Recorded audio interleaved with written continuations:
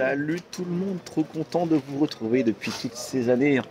On part pour Séoul, on a fait tous les contrôles, on a fait l'enregistrement, tout ça là. Notre avion part pour Séoul dans 1 heure et on va faire 20 jours dans 2 pays. On va commencer par le Japon et la Corée du Sud. Ça va être une dinguerie, ça va nous faire du bien. Ça fait longtemps qu'on n'a pas eu de vacances et surtout moi, ça fait 4 ans que je ne suis pas parti dans ces pays-là. Donc ça va être trop bien de voir l'évolution, de voir comment les choses ont changé, le Japon post-Covid et tout ça. J'ai hâte de retrouver des amis sur place. Ça va être trop bien. Et puis pour Krakot, ça va être une première. On a hâte. Allez, j'espère que vous allez passer un bon moment aussi sur cette vidéo. Et puis, je vous dis à bientôt. Tchuss. Salut tout le monde, on est à Nara et je vais vous faire une petite vidéo sur Nara.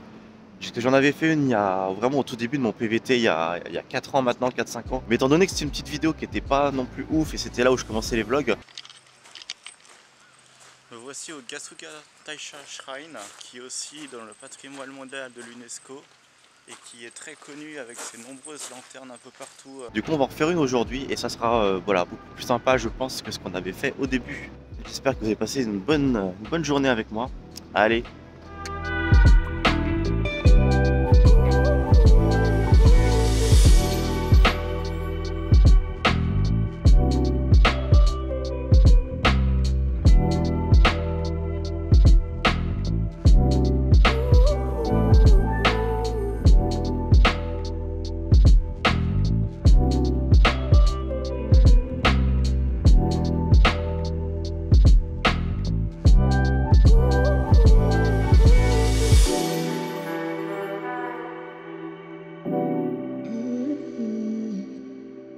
Hey, alors du coup regardez derrière moi une pagode, mais du coup contrairement à ce que vous pensez peut-être, les pagodes il faut savoir que en fait c'est lié au bouddhisme et non au shintoïsme. Donc en fait quand vous voyez des images du Japon un peu clichés, vous avez des torii et des pagodes au même endroit, alors ça peut arriver mais de manière générale c'est pas hyper cohérent parce que les pagodes sont liées à la religion bouddhiste alors que les torii sont liés à la religion shintoïste et ce n'est pas du tout la même religion. Et aussi autre information, sachez que les pagodes ont toujours 3 étages ou 5 ou 7 mais globalement sont toujours en nombre impair. Voilà les petites infos hop, que je peux vous balancer. Voilà, moi l'idée aussi avec ces vlogs c'est de vous faire voyager bien évidemment mais aussi de vous faire apprendre des choses. Donc voilà, allez on continue notre voyage à Nara. Alors, c'est quoi ta réaction avec les premières biches que tu vois?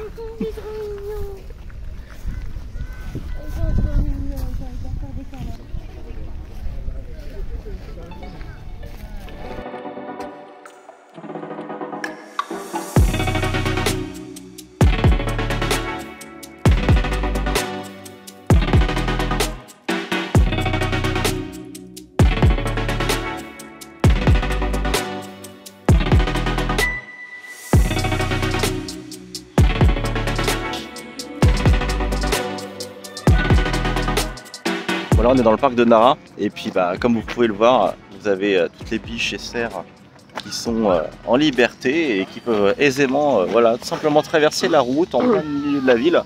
Une chose normale au Japon, hein, mais voilà, globalement les gens sont respectueux, les gens jouent le jeu et puis les habitants ils ont l'habitude aussi de les voir passer, donc faut attention. Voilà, mais vraiment le genre de spectacle qui est difficilement imaginable en France. Sinon à part Nara il y a un autre endroit où vous pouvez aussi voir des biches, c'est à Miyajima.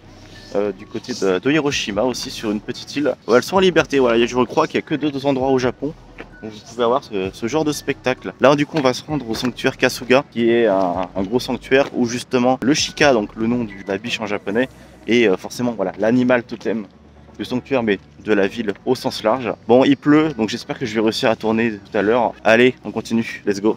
Non.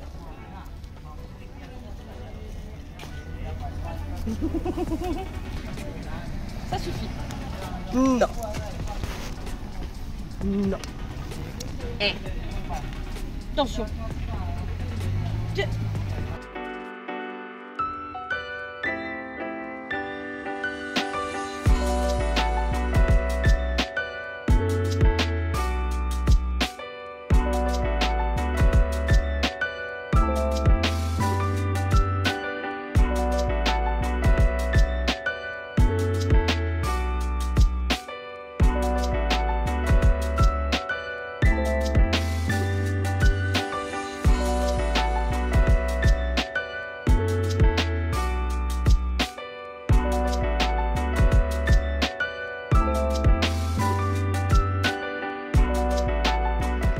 bon, comme vous avez pu voir du coup, ce qui caractérise le Kasuga Taisha, c'est que bah, forcément on a plein de biches disponibles et en liberté et qui ont confiance et l'habitude des humains.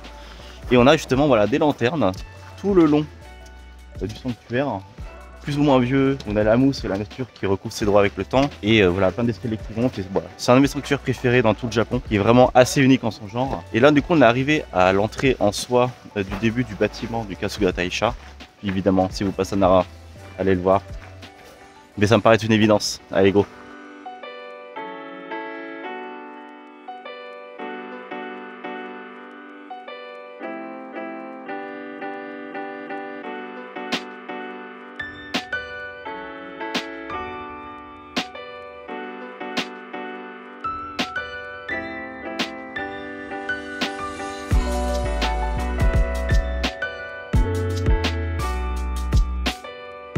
Là, du coup, on est à peu près 1 kilomètre au nord, donc on est au nord-est de Nara. On est dans un endroit, alors j'ai plus le nom, mais en gros, c'est le village traditionnel de Nara. Donc en gros, c'est un peu comme à Gion, à Kyoto.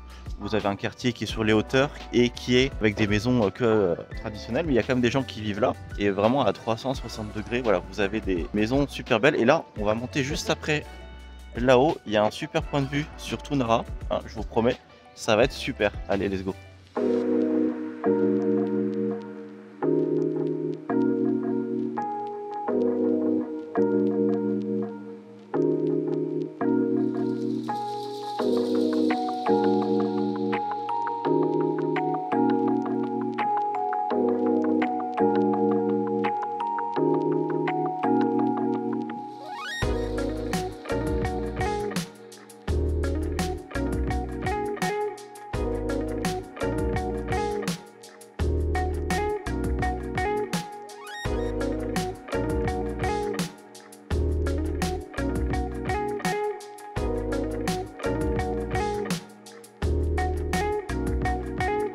Hey, donc on est arrivé au Todaiji qui est pareil avec le Kasuga Taisha, l'un des spots les plus connus de Nara. Forcément voilà, que ce soit moi ou Krakot, on n'est pas hyper fan du monde. Donc en fait ce qu'on va faire, au début on avait prévu d'y aller, mais étant donné qu'il y a beaucoup trop de monde, finalement on va pas le faire. Parce que bon, même si du coup pour répéter un petit peu, en fait ce bâtiment, le Todaiji, a 2 records.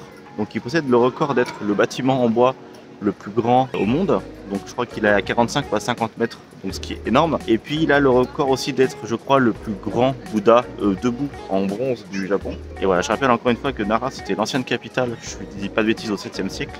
Ça explique beaucoup de choses. On va pas rentrer dedans, surtout que je l'ai déjà fait en 2018. Je me trouve actuellement devant l'entrée du Todaiji, qui signifie littéralement le grand temple de l'Est. Il a la particularité d'être la plus grande construction en bois de tout du monde entier. Bon, on t'adore le monde ou pas? J'adore. Non, Todaiji, c'est bon, là, on est arrivé, en plus c'est tout le monde qui arrive, là, ça y est, c'est 14h. T'aurais dû filmer tout le monde là. Ah non, c'est bon, moi j'aime pas, je déteste la foule, je déteste le tourisme de masse. Moi j'aime pas les gens. Mais bon, voilà, c'est le genre d'endroit où tu te dis, bon, tu passes vite fait et c'est pas là où tu profites le plus, t'es pas dans l'ambiance, mais bon. Donc là, du coup, on est passé devant Todaiji rapidement, on a vu le monde, on est parti. Et là, du coup, on va rentrer à Osaka. Ah, j'ai bougé, du coup, il y a la lumière qui crame derrière. Donc on va rentrer à Osaka et puis voilà, donc en gros, Nara, honnêtement, en une journée, vous avez largement le temps. Nous, on est arrivé ce matin, c'était quoi? 8h30. Ouais, 8h30, 9h. À la gare.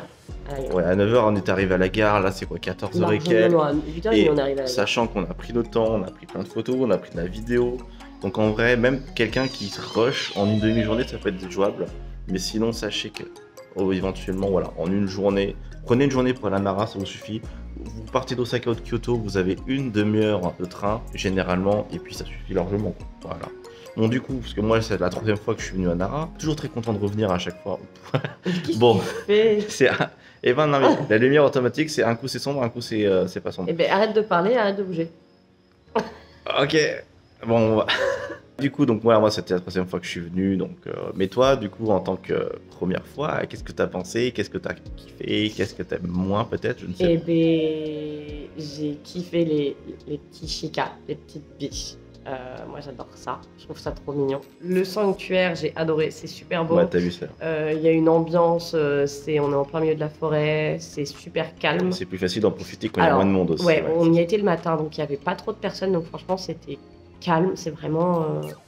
Il n'y avait pas trop de bruit, On est dans un univers, c'est vraiment, ça fait très mystique. On a mangé dans un petit truc super bon où il n'y avait pas trop de monde parce qu'on est dans un endroit pas touriste. Enfin, les touristes en fait, ils prennent tous le même chemin, nous on a pris un autre chemin. C'est donc ça, c'était cool. c'est du monde, vous prenez juste la rue. Ouais, à côté, prenez le chemin d'à parallèle, côté et il n'y a plus personne. Au fur et à mesure, c'est surtout quand on est re-arrivé là au Todaiji. Todaiji, ouais. Ouais, le Todaiji.